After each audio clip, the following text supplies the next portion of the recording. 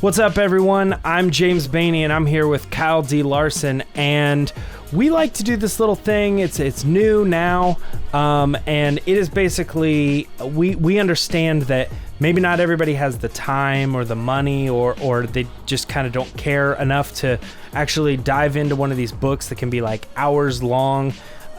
So we just thought maybe, this is going to be completely spoiler-filled, but we're just going to tell you, basically, what happened in Dr. Aphra, a Star Wars audiobook original. What a crazy name, right? An audiobook original. This is like one of the classic audio drama books. They did this before with the Jedi Dooku Lost. Jedi. The Dooku Jedi Lost, yeah.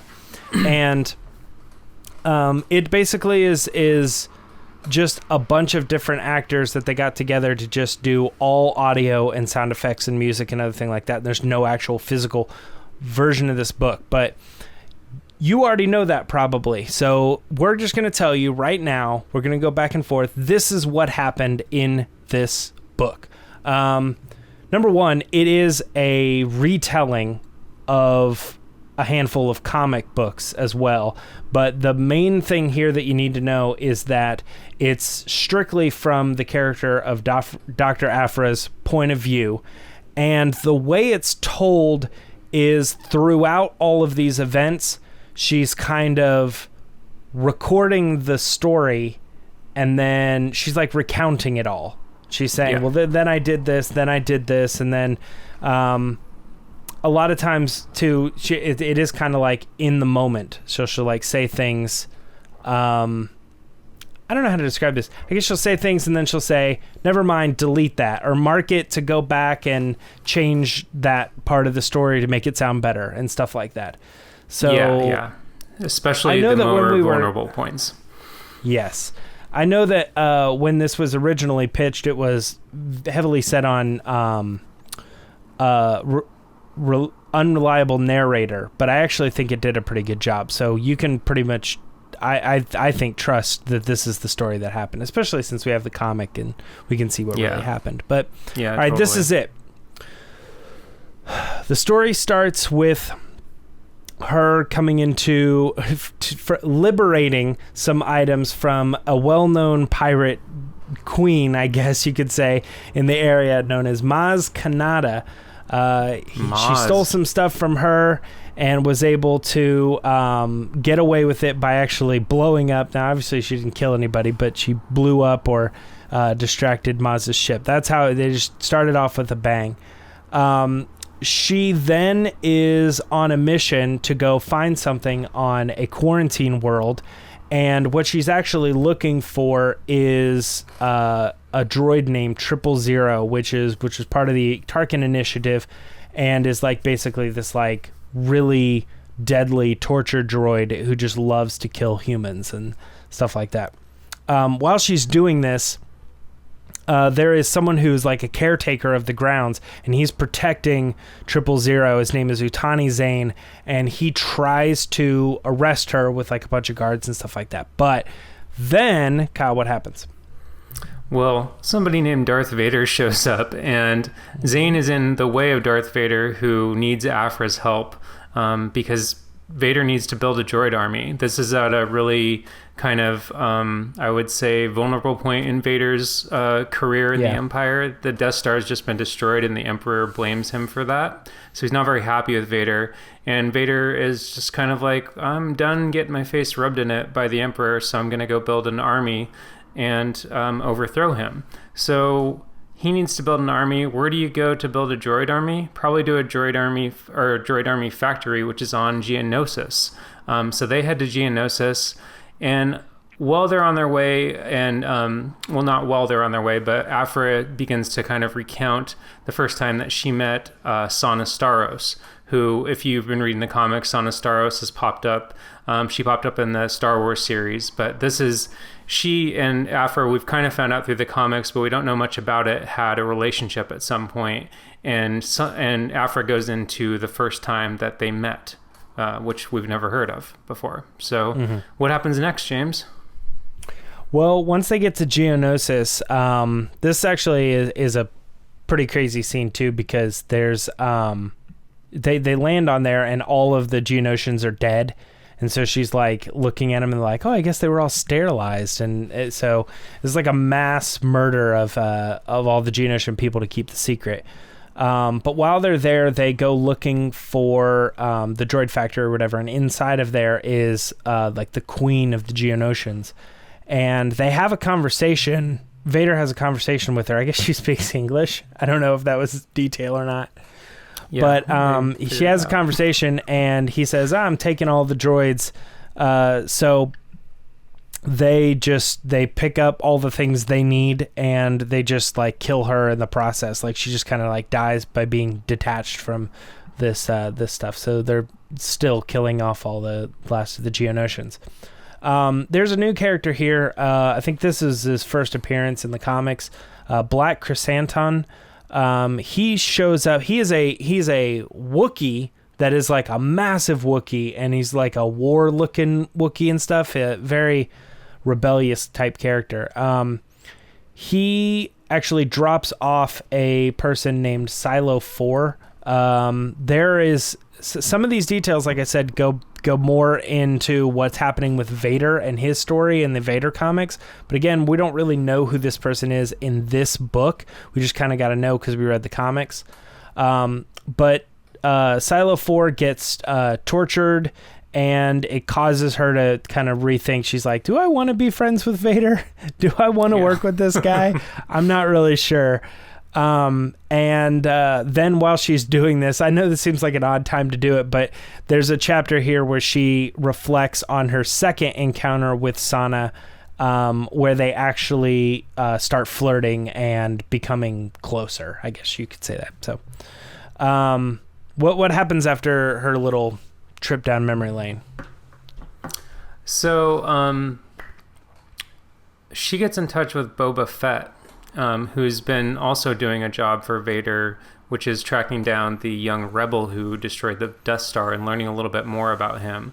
And eventually she finds out that this young rebel's last name is Skywalker, and she also finds out this is something that Vader really, really wants to know. So kind of tying into that, because there are a lot of parallels with kind of her looking to the past and Vader looking for the past, she starts to go into the history of her parents' relationship and her first adventure with her dad.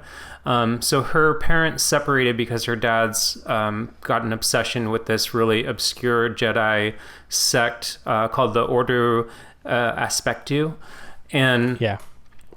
So she recounts not only going on her first kind of adventure with her dad, who kind of, got her into archaeology, but also she recounts her mother's death, because she and her mother left her father and they settled on a kind of a backwater planet, and her mother was eventually killed by a group of raiders, and she was able to escape that. So that's kind of, we get a little bit of a glimpse, because that's also been teased in the comics, but it's definitely a little bit more fleshed out here, and you get to kind of experience what Aphra experienced emotionally. So what happened next, James? Well, after all that, because Boba Fett told, hey, I have some information, his last name was Skywalker. Where did you run into him? Oh, I ran into him on Tatooine. So Vader goes, wow, that's where I'm going. So they go to Tatooine, and they visit the Lars homestead originally, but then they head into Obi-Wan's area, and they really don't find anything specific here, but, Vader says some lines and Aphra overhears it, and it kind of helps her piece everything together about his history. Not everything, but she's starting to put it all together. They don't blow up his house, but they do this thing that marks them invisible, so no one will ever know that they were there. Again, we do this flashback, then again to Aphra, and when she was told not to use restraints on a climbing wall, and she was doing it, and then Sana surprised her and was like, what are you doing? And she was thrown because she likes this girl, and she slipped and fell and crashed onto Sana. And then because they were close and they were kind of having this emotional thing, that's the first time they kiss. After that, it goes back to the real time, and Aphra is now officially being told to go on a mission for Vader, this time just completely on her own, so free from, being tied with him. What's next?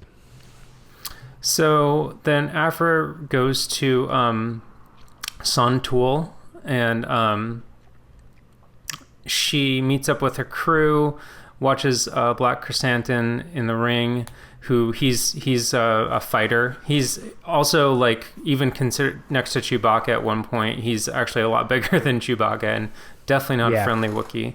And they make kind of a non-verbal connection. Like, they just kind of see each other and kind of, they know they want to work together. So she has a group of they get each other. Bounty hunters. Yeah, they get it. Bounty hunters that are, I think Bosk is in there, IG, not IG-11, but there's an IG unit in there too. Mm-hmm. But eventually she gets back to Anthem Prime, and she detonates an asteroid to kind of distract the Imperials and board their ship, because the plan is basically to steal all of these credits that Vader had pilfered from the Sun Tool organization, I believe, right? Mm-hmm. Yeah. I think so. Yeah. So long story short, she is being told that they need all this money and these assets and things.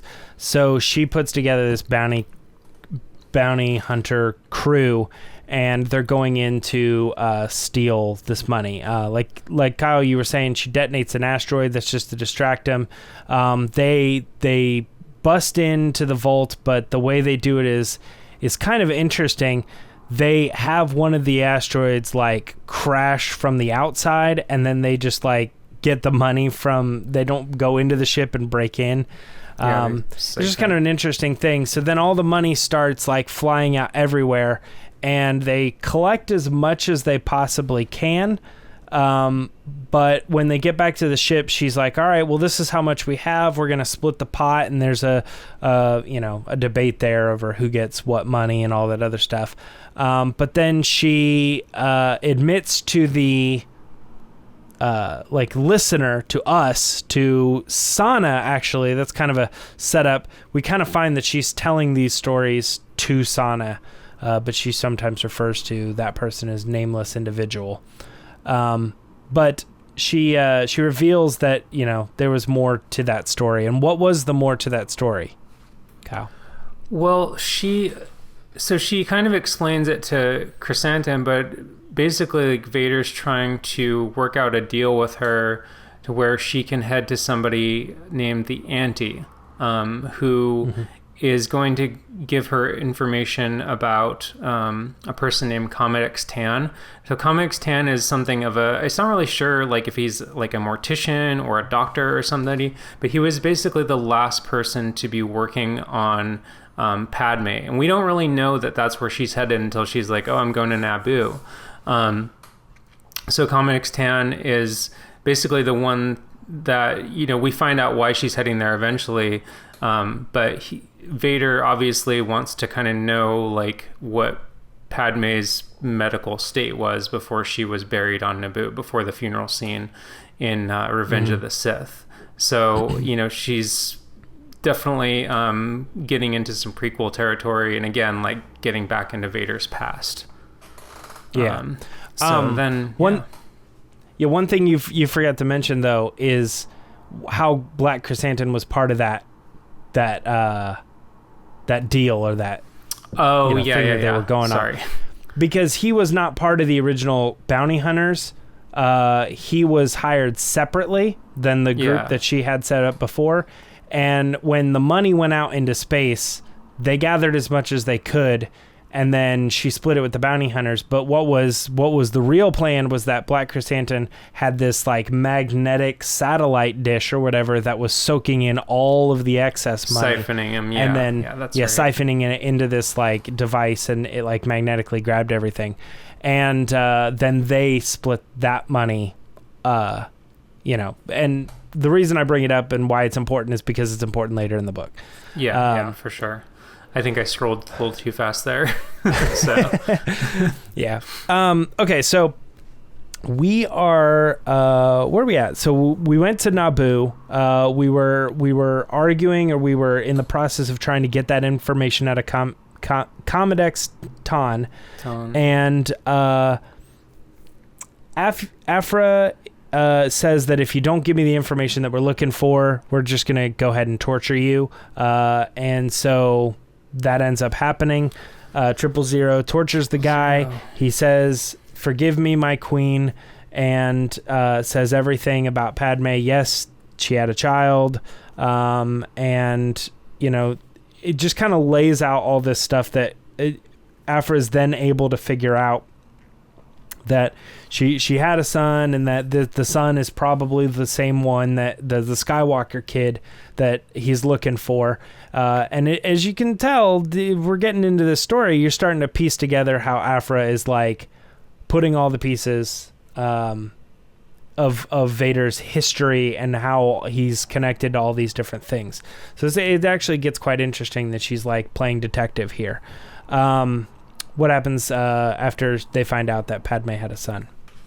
So Aphra and Sana are in a relationship at a certain point. And I can't remember, is this the point where Aphra kind of leaves to go on her first job, or first like archaeological dig, or are they just kind of establishing the relationship at this point?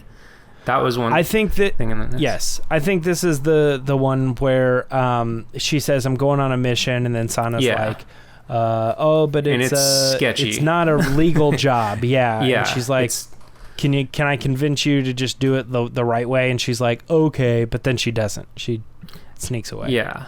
And then Aphra starts a very common pattern, which you see later in other relationships she has in the books, where she just leaves. Mm-hmm. She just leaves Sana, and that's the last time Sana sees her. But that becomes important later in the book as well.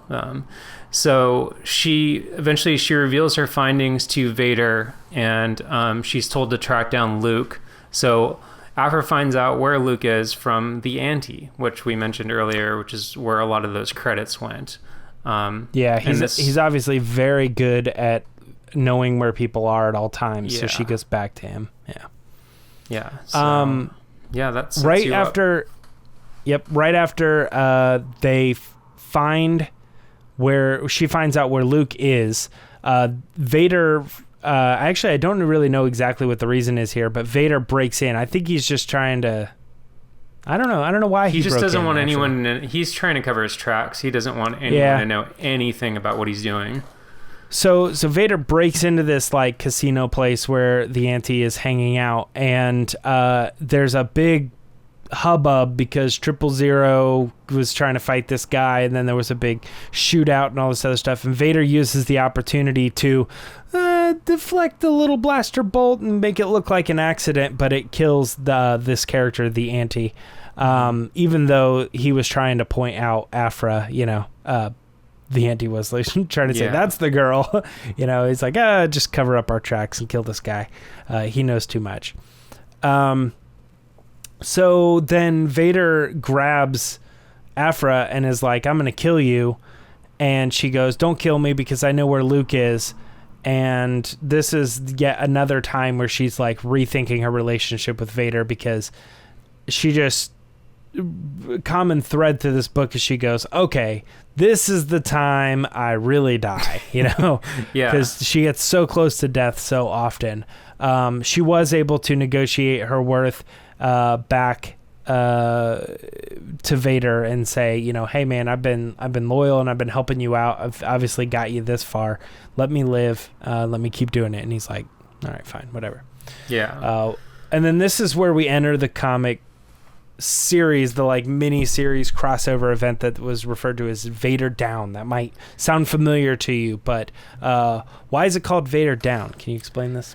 So it was the first event in the new kind of the 2015 reboot of Star Wars comics, when Marvel took it over. And it's basically Vader crashes down on a planet, or he's shot down on a planet and it takes a ton of pilots to shoot him down, called, I don't know how you pronounce it, but Vragos Voss. Oh, yeah. So Vargos Voss is he's shot down there, And basically the entire rebellion, plus our three heroes, Leia, Luke, and Han, and Chewbacca and the droids as well, show up to kind of have this, what they think is going to be their final showdown with Vader.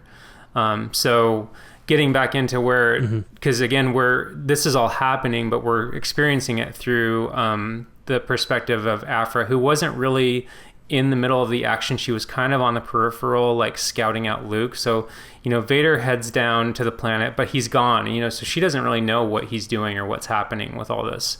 But she hears, she calls in Chrysanthemum to kind of help out everyone and to help out Vader especially. Aphra checks out the rebel crew. She kind of she scouts out like Luke, Han, and Leia. She figures out that who like Luke is at this point. And 000, the murder droid, he's, if you haven't read the comics or anything, he's a protocol droid that looks almost identical to 3PO. So he's able to impersonate 3PO while Luke is he's inspecting this weird, it's assumed that it's a Jedi temple because he's kind of feeling the presence of Anakin and saying that he feels the presence of Ben or Obi-Wan Kenobi. But 000 shocks him and disables him. And then Han shows up with Chewbacca, and there's a bit of a showdown right when Luke is waking up. So I think that kind of bounces it back to you. There's a lot going on in this whole show. Vader Down. To be clear, this is the Vader comics, the regular Star Wars comics, and then they had special Vader Down comics, and you're you're having to flip between them all to make sense of a lot of this stuff. And later down the line, a lot of where Aphra's story goes, we'll get here in a minute, but she goes into the mainline Star Wars, and it differs from the Vader comics for a while. Now, one thing that is happening, not in this book, but in the Vader comics, is the Emperor is kind of pitting Vader against a bunch of other really good Sith potential, apprentices, if you will. And one of the names is Carbon, Karbin. And Carbon is a Mon Calamari head, but a droid body, and he has 4 lightsabers, like General Grievous, with a Mon Cala head, basically, is what he looks like. Actually, that's pretty much it. It just replaced the head with a Mon Cala head. It looks like Admiral Akbar, but on Grievous's body. He is probably one of the best that is trying to figure out Vader, and they're all trying to kill each other too because they're in service of the Emperor. So he's the Emperor's testing Vader here. Well, anyway, to get to the point, he's fighting. Nasty. They just kind of show that for whatever reason he's fighting Carbon, and Aphra's like, "What do you need? What do you need me to do to help you out?" And Vader goes, "I got an idea." And so then Aphra takes her ship and just runs straight into Carbon, completely lands on his head and just annihilates the guy. And she thinks that's a pretty worthy thing because she's like, "Come on, dude, what more do you want me to show to my loyalty to you? I just destroyed my entire ship. It's gone." And he's like, not until I get Luke. So you don't show me your worth until you bring me Luke. She's like, crap. So she then she reunites with Black Chrysanthemum, the droids 000 and BT. She spots Carbon's ship. She thinks it has Luke on him. And then so she surprises them. And while she's got her gun up and she's like, "I got you guys. You guys aren't escaping," Leia sneaks up on her and punches her straight in the face and knocks her out. Yeah, because Leia's been dealing basically with Darth Vader this entire time. So, well, aside from the Carbon stuff, but she's been kind of out, leading the rest of the rebels. So, so this takes us out of Vader Down and into another arc, which is actually it was written by Jason Aaron, and it's the titular title, the Star Wars title, called Rebel Jail.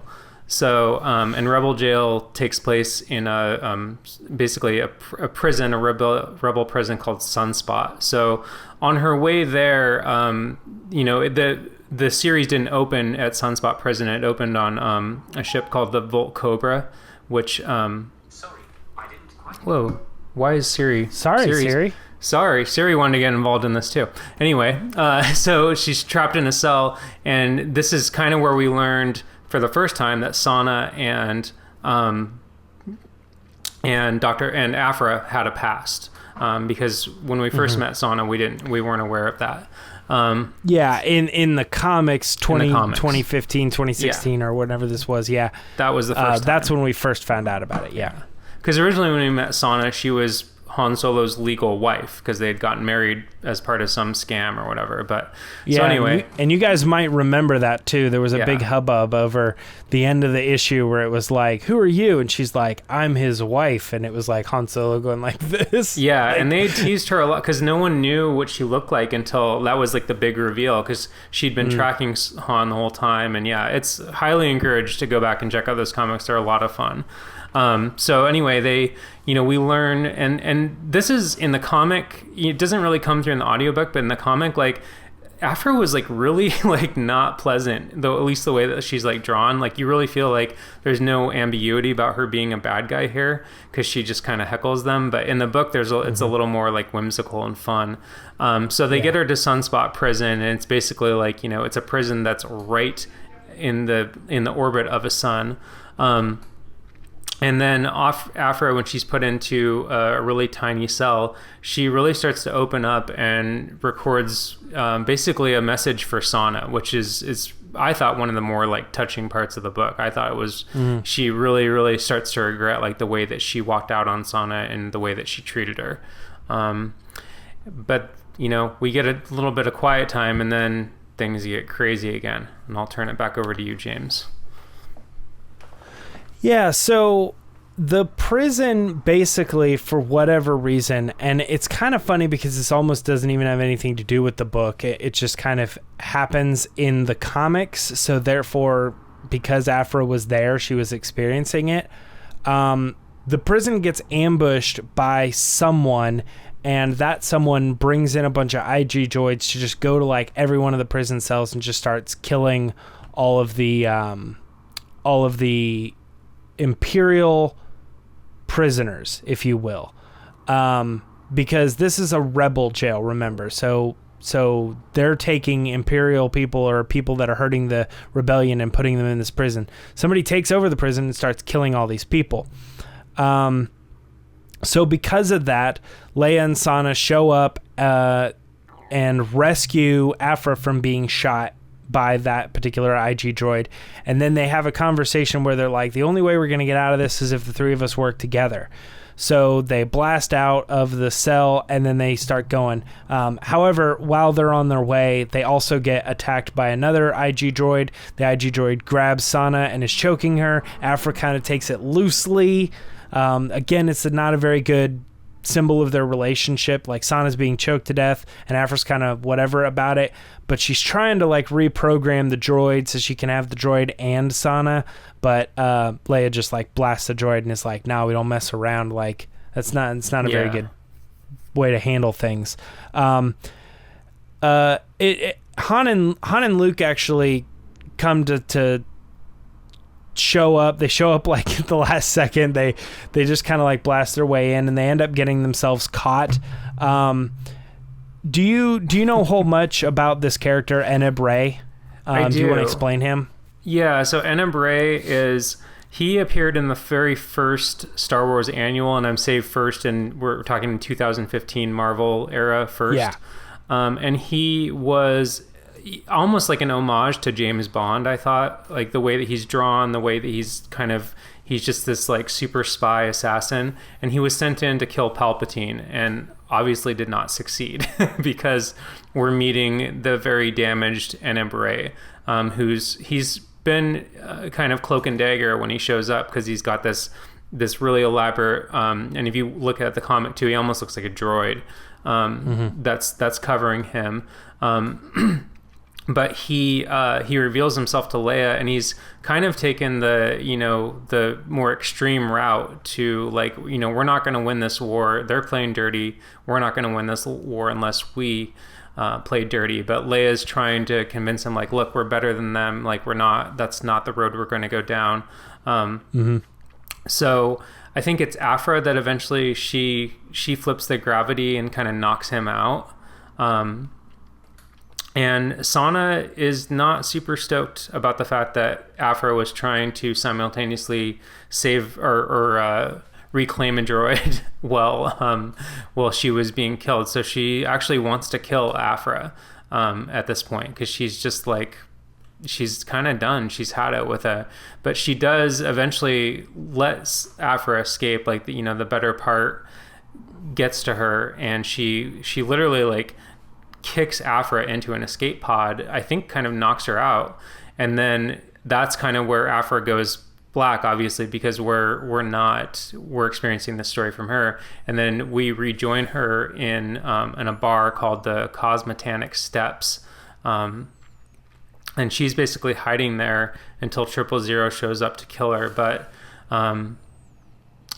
he can't really kill her unless she surrenders. So she does, and that kind of brings her back into the Vader realm, or the Vader orbit. And I think that's kind of where, yeah. It's interesting here, because this is what she's trying to do. She is like in command of 000, but so is Vader, because they were both there when he was activated. So she tries to figure out what his primary objective is, and it's actually not to kill. It's like he can kill her, but that's second to bringing her back. Mm-hmm. So he is like, oh, or she's like, I know that he's going to try to kill me. So if I surrender, then I have figured out his protocol thing, and he's not allowed to kill me because it is the first priority. So she's really tricky with that. That actually leads you into where she then is being taken by 000 and BT onto the Executor, the Superstar Destroyer where Vader is, and she says to them, hey, you've now completed your primary objective, have you not? Because you took me to Vader. And they were like, oh yeah, we did. We took you to where he is. And she goes, cool. New primary objective, get me out of here. So and he's like, dang it, this sucks. Yeah, he's just this droid that follows directions. Yeah. So now he has a new primary objective to get her out. They end up poisoning her because BT's just kind of a loose cannon. But after she wakes up, she decides that she's going to try to take control of the situation.